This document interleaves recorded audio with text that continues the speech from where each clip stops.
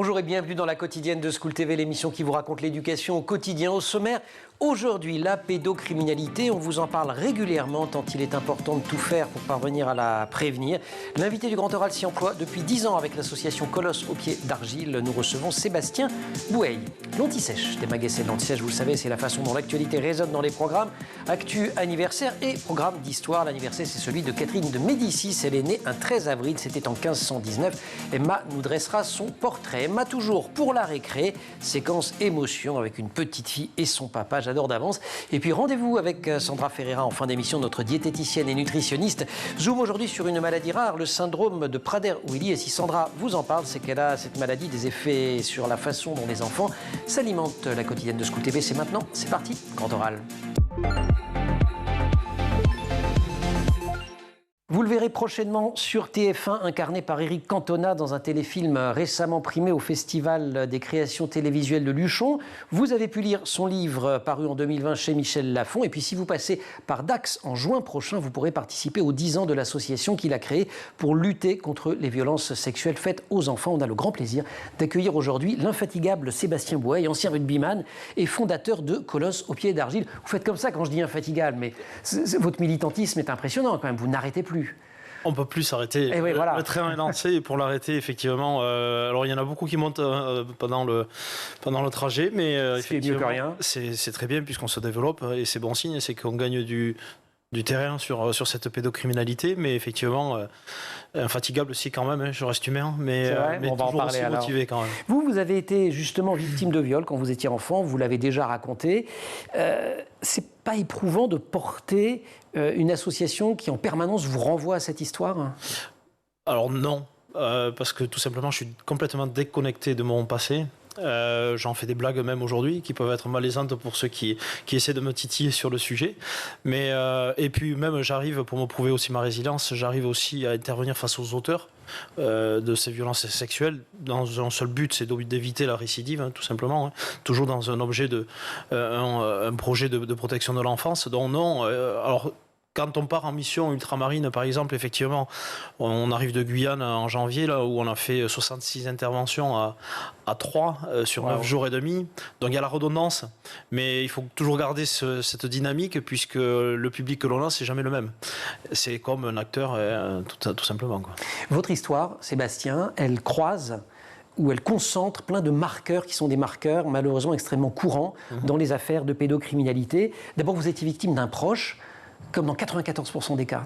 Exactement, c'est 90% exactement. 90, d'accord. C'est 80% par un membre de la famille et 90% sur un cercle élargi. Donc il n'y a rien en fait, je suis commun à malheureusement beaucoup de victimes. Et si il y a aussi souvent des proches qui sont auteurs, c'est parce que ça place l'enfant dans une situation totalement impossible. Parce que c'est dénoncer des gens qui sont censés aimer et de le dénoncer auprès d'autres gens qui sont censés aimer les autres. Enfin, c'est très compliqué, quoi. Oui, et puis le pédocriminel est très habile avec la manipulation, puisqu'il va, avant de s'en prendre à l'enfant, il va justement gagner la confiance de tous ces adultes qui gravitent autour de cet enfant. En général, les parents en premier. Mais effectivement, avant de s'en prendre à l'enfant, il aura gagné cette confiance. Et d'où cette confiance va permettre aussi de verrouiller la parole des enfants, hein. Pour moi, en fait, mes parents avaient tellement confiance en lui qu'il fallait que je parte avec lui et que je rentre avec lui les vendredis soirs des entraînements de rugby. Et si vous ne le faisiez pas, vous étiez puni ? J'étais puni ou des entraînements de rugby ou des répétitions de musique. Et si effectivement je rentrais avec quelqu'un d'autre, j'étais puni d'une de ces deux disciplines. Ce que savaient pas mes parents, c'était que 5 minutes avant de me ramener, ils me violaient. 5 minutes après, ils buvaient le café avec eux. Donc voilà. Déjà, comment on peut montrer le portrait d'un prédateur en toute impunité. Et vous, ce sentiment dont vous parlez et dont toutes les victimes parlent, de honte et de culpabilité. Donc quelque part, j'ai fait un truc mal. Exactement, et c'est les deux sentiments qui prédominent chez des victimes, hein, le sentiment de honte et de culpabilité. On se sent coupable de ne pas avoir dit non, et après la honte, bien sûr. Et puis quand on est, qui plus est, rugbyman et un colosse, on doit être viril, on doit savoir se protéger, se défendre. Et là, tout est anéanti par cette manipulation et tout ce qui nous a fait subir. Et quand on est un homme ou un jeune homme, que vous étiez à l'époque, parce que les garçons, et j'ai découvert sur le site de votre association, les garçons victimes parlent moins. Bien sûr. Mais il y a une société qui les invisibilise aussi, malheureusement.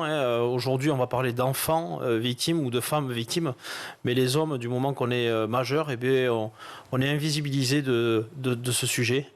C'est pour ça que je me fais aussi un peu le porte-parole de tous ces hommes qui sont murés dans le silence ou qui viennent juste me chuchoter dans l'oreille qu'eux aussi, parce qu'ils n'osent pas se mettre au grand jour et dénoncer. Donc effectivement, les chiffres sont un peu tronqués par rapport à ça. Mais n'oublions pas que les hommes aussi, on peut être victime. Et vous avez trouvé la ressource de parler des années après grâce à vos potes. Exactement, parce que je me croyais seul et je pensais que personne n'allait me croire, surtout puisque c'était une personne irréprochable et très appréciée de tout le monde. Et puis à deux, on est plus fort. Et puis je suis allé trouver un troisième puisqu'on était trois inséparables. Et effectivement, grâce à lui, grâce à une thérapie qu'il avait suivie, une hypnose pour identifier ce comportement sexuel dissolu qu'il avait, ça a révélé des viols qu'il subissait tout un été. Il vous a dit, c'est mon histoire. Et il m'en a parlé et du coup le lendemain je l'ai rappelé pour dire que moi aussi et qu'on n'était pas seul. On va parler évidemment de tout ça. 18 années durant, Sébastien Bouet n'a pas pu dire les viols hebdomadaires dont il a été victime de 12 à 16 ans. Il a fini par le faire. Son agresseur a été condamné. Dans la foulée, il a créé Colosse au pied d'Argy, l'association qui va fêter ses 10 ans. On le retrouve juste après l'Anti-Sèche. Emma Guessel.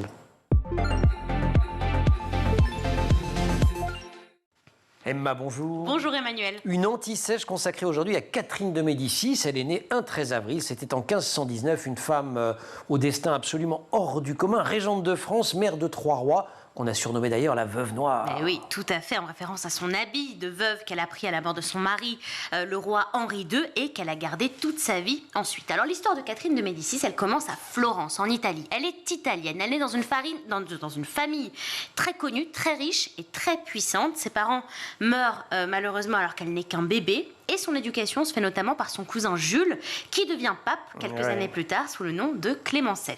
14 ans, Catherine de Médicis, c'est l'heure pour elle de se marier. Ah oui, à l'époque, les mariages ça se faisait, et les mariages sont davantage des alliances politiques et diplomatiques qu'autre chose.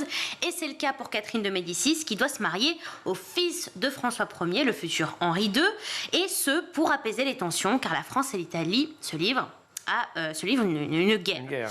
Je dis le futur Henri II, mais c'était pas prévu comme ça à la base, parce que François Ier avait un premier fils, et celui-ci meurt, et donc Henri II devient l'héritier du trône.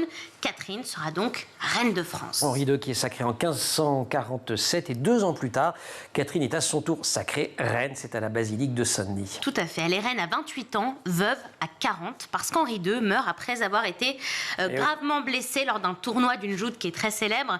C'est là que Catherine de Médicis d'ailleurs décide de prendre le deuil, et ce jusqu'à la fin de sa vie. C'est pas uniquement par tristesse, bien qu'elle aimait énormément son mari, mais c'est parce que à l'époque, avec la loi salique, une femme ne pouvait pas gouverner. Or, en tant que régente, il lui fallait être légitime, et en prenant le deuil, elle continuait en quelque sorte la politique de son défunt mari. Régente, et vous l'avez dit, c'est la mère de 3 rois successifs. Ah oui, elle a eu 10 enfants, dont 3 sont devenus rois. François II, qui meurt très vite, quelques semaines, Charles IX et Henri III. Elle dirige donc le royaume à la place de Charles IX, qui n'a que 10 ans lorsqu'il devient roi. Et à l'époque, le contexte, c'est celui des guerres de religion qui opposent catholiques et protestants. Et c'est à elle que revient le devoir et la responsabilité d'essayer d'apaiser les tensions. Et oui, c'est de là que vient cette réputation de femme machiavélique, vicieuse, même manipulatrice, accusée de tous les crimes. C'est très souvent ce qu'on entend. Il y a un peu de quoi quand même.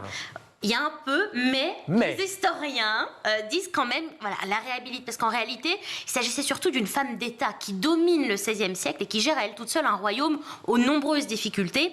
C'est sous sa régence qu'arrive le drame de la Saint-Barthélemy, voilà, en 1572, voilà, où des milliers de protestants meurent, massacre qu'on lui reproche à elle, c'est sa responsabilité pour ne pas avoir su apaiser les tensions. Toujours dans ce qu'on dit à propos de Catherine de Médicis, il y a la légende qui voudrait qu'elle soit une empoisonneuse. Catherine de Médicis, l'empoisonneuse, c'est vrai ou pas? Alors, on a beaucoup beaucoup entendu ça, en effet. Mais si vous allez au château de Blois, où elle a habité, il y a un cabinet des poisons. C'est la chambre de la reine, dont les panneaux de bois dissimulent des armoires secrètes qui contiendraient du poison. Mais c'est plutôt un fantasme qu'autre chose. Notamment, ce fantasme, il est dû au fait que Catherine de Médicis était florentine, donc italienne, pervertie, forcément, à une époque où la guerre entre la France et l'Italie fait rage. Donc ça, voilà, si vous allez au château de Blois où elle a habité, vous pourrez peut-être voir quand même cette armoire à poison, comme on l'a appelée. On pourrait, mais on n'a pas le temps, évoquer mille autres pans de la vie de cette reine absolument hors du commun. Vous vouliez terminer en parlant de son rapport à l'astrologie. Mais oui, parce qu'elle était très superstitieuse. Elle ne voyageait nulle part sans son astrologue. Et beaucoup de choses prédites se sont réalisées. Le fait qu'elle soit veuve à 40 ans, que son fils François meure. Et il y a un peu une malédiction d'ailleurs autour de la mort durant toute sa vie. Mais l'anecdote que l'on connaît le mieux, c'est celle où son astrologue lui dit « Vous mourrez près de Saint-Germain ». Bon, elle évite Saint-Germain. Et alors qu'elle est souffrante... Elle comprend Saint-Germain comme Saint-Germain-en-Laye. Exactement. Ouais. Et donc, elle est souffrante. Elle a 70 ans. Elle est âgée pour l'époque. Et un prêtre vient pour qu'elle se confesse. Elle lui demande son nom, Julien de Saint-Germain. Et là, elle meurt en 1589 à Blois. Et voilà. C'est fou. Voilà. Complètement dingue. Merci beaucoup. Merci à vous. On se retrouve pour la récré. Avec plaisir. Grand oral.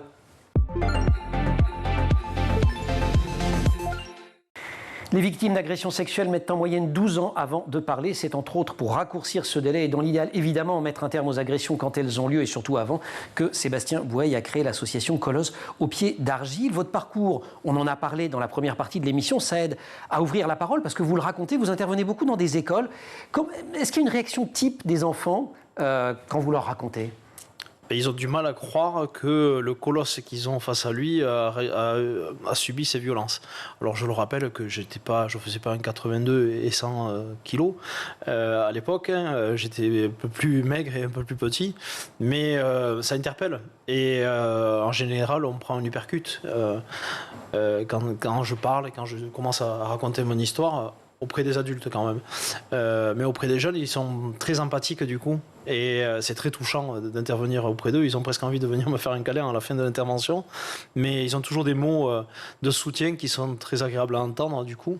Mais l'essentiel quand même, c'est que ça leur donne du courage pour parler. Et ça, c'est quelque chose qui se passe systématiquement quand j'interviens. C'est ce que j'ai lu quasiment à la fin de chaque intervention. Ce qui est vous disiez rien qu'en Guyane, 66 interventions en 9 jours. Là. Ouais. Et à la fin, à chaque fois, il y a un enfant qui vient un enfant ou un adulte qui a été victime enfant. En tout cas, il y a une personne qui vient vous dire, moi aussi. C'est systématique, mais après votre émission, je vais recevoir, après la publication, je vais recevoir des messages.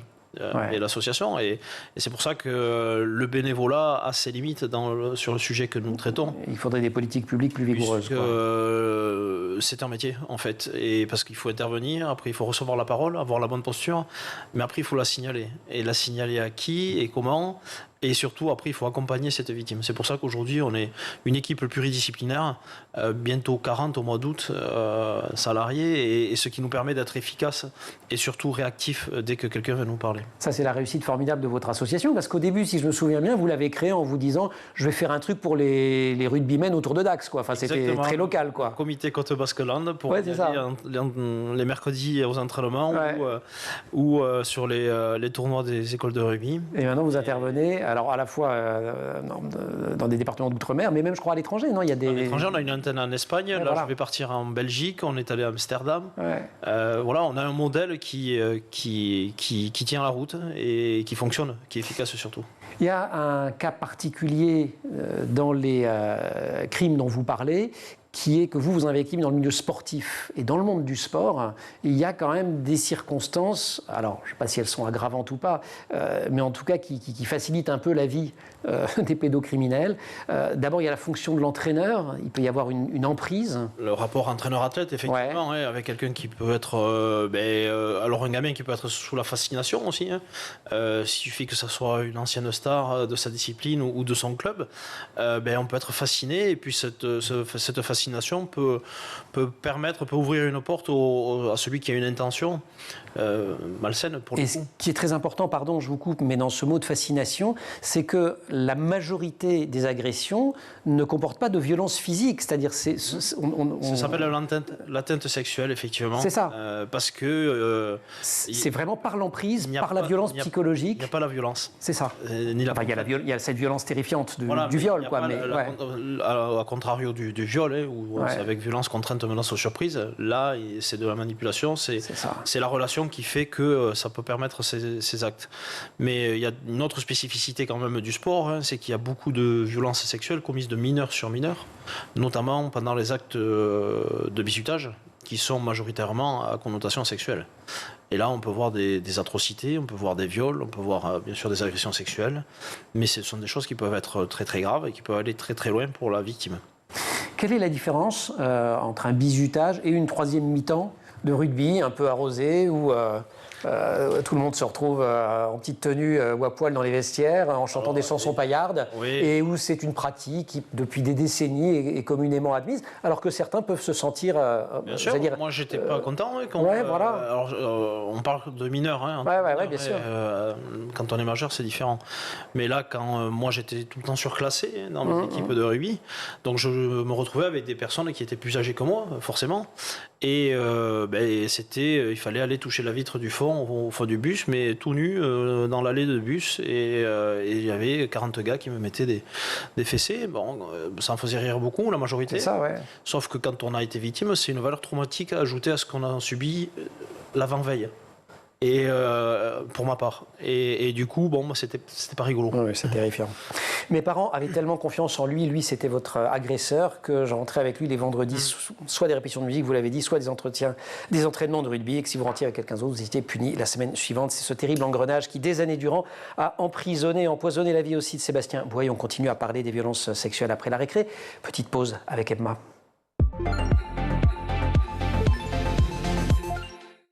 Emma, rebonjour. Rebonjour Emmanuel. 1 heure de la récré avec une petite séance d'ailleurs, tout à fait mignonne, une petite fille et son papa. Ça faisait longtemps que je n'avais pas fait Ne me filmez pas, je vais prendre un air tragiquement Mais oui, je sais que ça vous parle Emmanuel. Mais oui, parce que ça faisait longtemps que j'étais pas tombée sur une vidéo trop mignonne. En plus, c'est la fin de semaine, donc pour finir la semaine en beauté, voici la déclaration d'amour de la petite Anna à son papa. C'est vrai, je t'aime d'amour. Fort. Mais moi aussi, je t'aime d'amour fort. Tu sais, papa, on dirait que t'es un prince. Oh, tu trouves? Oui. C'est quoi qui fait te penser à un prince? Les cheveux, les beaux yeux. Tes cheveux, ils sont carrément une merveille. Et t'as un beau collier en plus. Ah, ça c'est important, le beau collier. Ah oui, il faut pas le casser. Moi aussi, il faut pas le casser. Parce que moi, il a tous les perles. C'est une merveille ton collier. Il y a plein de perles en plus.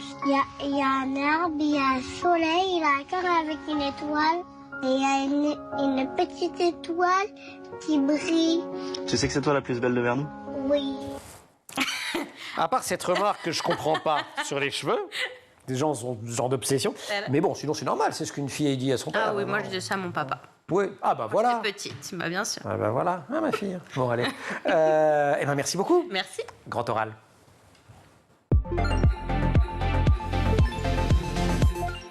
Malgré 4 années de viol subies, 18 années de silence et d'autodestruction, je suis la preuve qu'on peut s'en sortir. Et pour ça, il faut parler, la honte doit changer de camp. On n'est pas coupable, on est victime. Ainsi parle Sébastien Bouaille, invité du Grand Oral, fondateur de l'association Colosse aux pieds d'argile. Votre action, elle s'organise autour de 3 piliers, sensibilisation, accompagnement et formation. Exactement. Il y a de forts enjeux sur la prévention. Plus on va sensibiliser les jeunes dans leur premier âge, plus vite on va leur apprendre à se protéger aussi de ces prédateurs ou prédatrices. On va aussi libérer la parole rapidement d'une victime.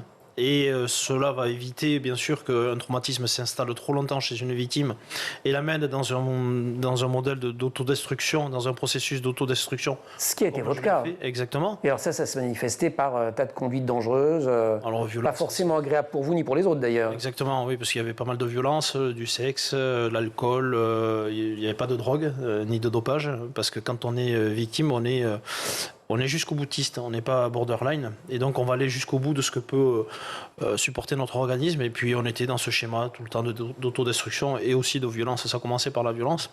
Et pour revenir donc violence, quoi, vous étiez bagarreur bagarreur, oui, bien sûr. Ouais.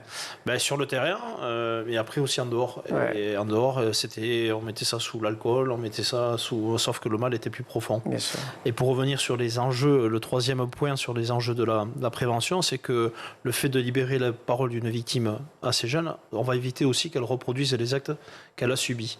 Parce qu'il ne faut pas oublier qu'il y a, pour les hommes, c'est 30% des pédocriminels ont été victimes, et donc on reproduit, et chez les femmes, c'est 90% d'entre elles qui reproduisent ont été victimes. Donc les enjeux de la prévention... Les enjeux sont considérables et ce sont des enjeux de très long terme. Sur la prévention, il y a aussi la question de l'écoute de l'enfant. Et alors, parfois, il y a même des bébés qui sont victimes. Enfin bref, comment les enfants envoient des signaux? Qu'est-ce que si je suis parent ou prof ou encadrant, enfin je suis au contact de jeunes, à partir de quel moment je peux commencer à me dire il y a peut-être un truc? Il y a plein de signaux, mais après il faut faire attention aussi à ces signaux qui peuvent faire partie aussi du développement psychosexuel ou affectif de l'enfant. Quoi qu'il en soit, vous trouverez tous les signaux faibles ou forts que peut envoyer un enfant sur notre site. C'est vrai, c'est vrai. Par tranche d'âge. Vous dites quand même, un enfant, je vous cite, sur le site, essaye toujours de raconter sa souffrance, souvent de manière détournée, implicite ou inconsciente. Il va bien souvent alerter avec des signes comportementaux. Exactement. Alors ça peut être des dessins aussi, des dessins de forme phallique, ça peut être l'énurésie ou l'encroprésie secondaire, ça peut être un enfant qui va avoir de la masturbation compulsive aussi, qui va s'amuser aussi à toucher toutes les parties intimes de ses collègues pendant la récréation. Enfin voilà, il y a tout un tas de petits signaux, ça peut être les terreurs nocturnes aussi, mais il faut être vigilant quand même parce qu'il y a aussi ce développement psycho-affectif et sexuel qui peut rentrer en jeu. Ce qui est, j'ai trouvé très intéressant aussi dans votre démarche, c'est que vous dites il est important de ne pas axer toute la prévention sur savoir dire non, ce qu'on fait beaucoup, parce qu'en fait ça culpabilise un enfant qui ne peut, et ça on l'a raconté au début de l'émission, qui n'est pas en position de dire non justement. Exactement, et face à l'adulte, c'est vachement dur. On nous apprend toujours à dire oui quand on est enfant, mais dans cet apprentissage aussi, moi je ferai un petit message pour les parents. On fait tous, quand on est parent, une prévention. Surtout, tu n'acceptes pas le bonbon d'une personne que tu ne connais pas. Tu ne montes pas dans la voiture de quelqu'un que tu ne connais pas. Sauf qu'on l'a dit en liminaire de cette émission, dans 90% de cas, la personne est connue de la victime. Donc, soyons vigilants, ne pas non plus implanter un traumatisme chez l'enfant, parce qu'il y a beaucoup plus de bonnes personnes que de pédocriminels.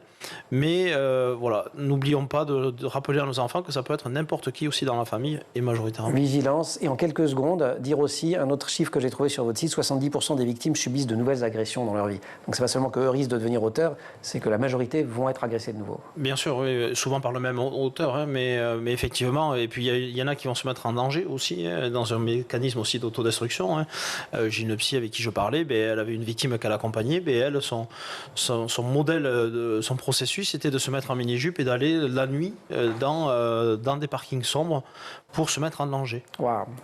Sébastien Bouey, on guette les programmes de TF1 pour ce film, votre rôle aussi. Incarné par Eric Cantona. 23 et 24 juin, on file également à Dax, c'est le 10e anniversaire, grand événement festif, solidaire et engagé. On vous souhaite une grande réussite. Merci de nous avoir rendu visite sur le plateau. Merci à vous. Plateau repas maintenant, c'est le jour où nous retrouvons Sandra Ferreira. Plateau repas, c'est notre rendez-vous avec la diététicienne et nutritionniste Sandra Ferreira. Sandra, bonjour. Bonjour Emmanuel. Aujourd'hui, vous avez choisi de nous parler du syndrome de Prader-Willi. C'est un syndrome qui touche une naissance sur 25 000, c'est quand même beaucoup. Syndrome rare, assez méconnu. Peut-être on commence par le définir avant de raconter l'implication qu'il a sur la façon de s'alimenter. Oui, alors c'est vrai que c'est assez rare, mais mine de rien, une naissance sur 25 000, c'est pas tant que ça. Le syndrome de Prader-Willi, c'est une maladie génétique qui entraîne un grand nombre de symptômes qui vont être de nature et de degré variables selon les enfants. C'est un syndrome qui principalement est caractérisé par une hypotonie sévère. Donc, qu'est-ce que l'hypotonie ? Vous lisez dans mes yeux. Oui, on a ce truc entre nous. On a ce truc entre nous. C'est un enfant qui va être peu tonique, musculairement parlant. Un peu mou, quoi. Un peu mou, voilà. L'hypotonie, donc un trouble de la croissance, donc un enfant qui grandit pas de manière linéaire. Et ensuite, surtout, et c'est pour ça qu'on va parler de ça aujourd'hui, une tendance à l'hyperphagie, c'est-à-dire le fait de manger sans faim. Vous vouliez la définition, j'ai vu aussi dans vos yeux. Absolument. Et ça va arriver plutôt entre 2 ans et 8 ans. Et sans prise en charge adaptée, ça va conduire à l'obésité, j'imagine. Et oui. Voilà. Pourquoi on le développe, ce syndrome?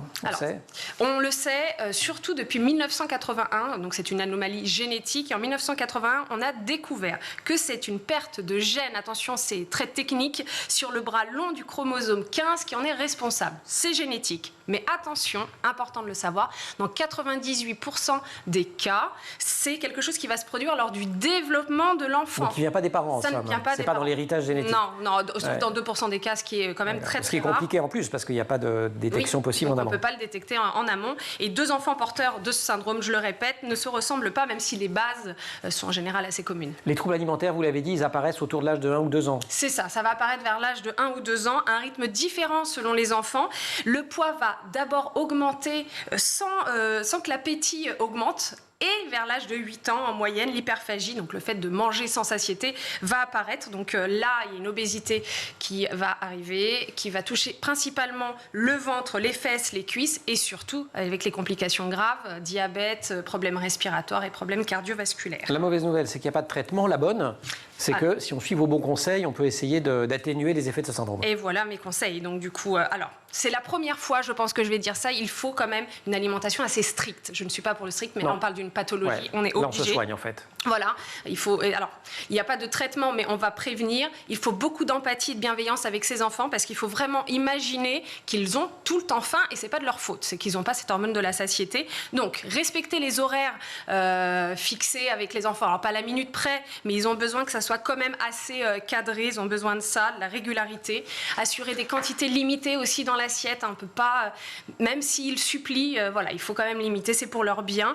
Il faut aussi assurer la qualité du moment. Faut que donc le ça, repas... ça, vous le faites toujours. Ça, on présente joliment. Voilà, il faut que ça soit beau. C'est un bon moment. Oui, et en plus, les enfants atteints de ce syndrome ont une sensibilité particulière à ce qui est beau. Donc, ils aiment beaucoup... une jolie assiette, ça va leur parler, ça va leur faire plaisir. Une belle vaisselle. Et puis, la dimension plaisir passe aussi par les petits plus. Oui, j'ai dit qu'il fallait être strict, mais quand même, on s'organise un restaurant dans le mois ou un plateau télé comme ça le samedi. Ouais, donc c'est vraiment pas simple, quoi. Il faut tenir ce fil. C'est ça. De la main de fer dans le gant de velours. Exactement. D'autres petits conseils que je voudrais rajouter, c'est de servir le repas sous forme de plateau repas. Comme ça, l'enfant visualise l'ensemble du plateau repas. Il sait que c'est ça et il ne se sent pas frustré de ne pas voir la suite. De mettre la table avec lui. Hein. Comme je disais, il est assez sensible à la présentation et le fait de mettre la table va permettre de se retenir, même s'il est en train de sentir le petit plat en train de mijoter. Le servir à l'assiette, c'est l'idéal. On sert d'ailleurs toute la famille à l'assiette. Hein. C'est tout le monde qui est à la même école pour ce type de problème. Préférez aussi une petite assiette. Il vaut mieux une petite assiette bien remplie. Et oui, une grande assiette avec 3 trucs à l'intérieur. Exactement, Emmanuel.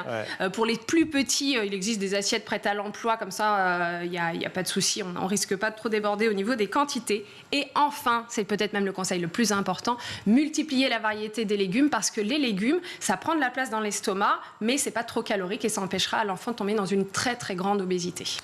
Sandra, merci beaucoup. Ce syndrome de Prader-Willi, syndrome rare, et voilà, une Sandra un peu plus... oui, qui tient un peu plus que d'habitude, mais on parle bien d'une maladie, on parle d'un traitement. Merci 1000 fois de nous avoir raconté comment on pouvait sortir ou juguler les effets de ce syndrome.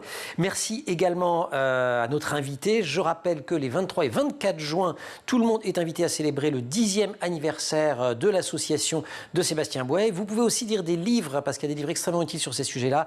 Et si on se parlait, il y a tous les livres de la collection Max et Lily. Évidemment, on l'avait accueilli, le guide du zizi sexuel de Titeuf. Et puis, je redonne quelques numéros importants. Le 119, Allô et France en danger. Le 3018, c'est Net Écoute. Le 3020, c'est Non au harcèlement. Et le 3919, c'est Violence Femmes Info. La quotidienne, c'est terminé pour aujourd'hui. Merci à Sandra, merci à toute l'équipe. Au maquillage, Laure Audemont. Marine Plantec en régie, assistée par Dylan Colère. Maxence Mougin au son, Raphaël Morel à la réalisation. Vous restez sur School TV et vous retrouvez la quotidienne en permanence sur Internet et sur les réseaux sociaux.